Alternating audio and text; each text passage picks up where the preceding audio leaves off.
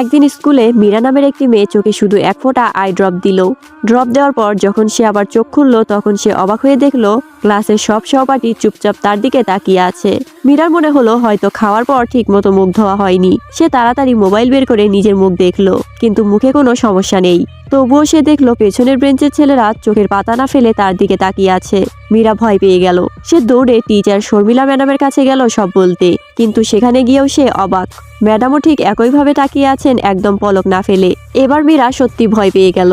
সে দ্রুত ক্লাসরুম থেকে দৌড়ে বেরিয়ে এলো, কিন্তু বাহিরে গিয়েও অবস্থা একই। করিডোর মাঠে এমনকি গেটের কাছেও সবাই শুধু তাকিয়েই আছে। মীরা মনে মনে ভাবলো হয়তো আজ সবাই একটু অদ্ভুত আচরণ করছে।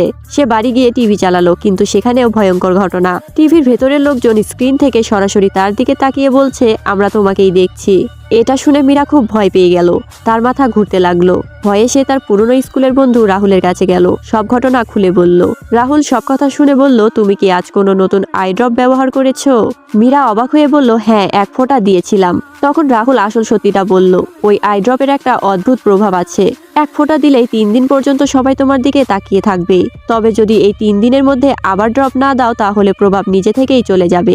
রাহুল আরো বলল, আমাদের স্কুলের আরেক ছেলে আরিফ ও এই আই ড্রপ ব্যবহার করেছিল। সেও ঠিক তোমার মতোই ভয়ঙ্কর অভিজ্ঞতার মধ্য দিয়ে গেছে। এই কথা শুনে মীরা সবকিছু পরিষ্কার হয়ে গেল।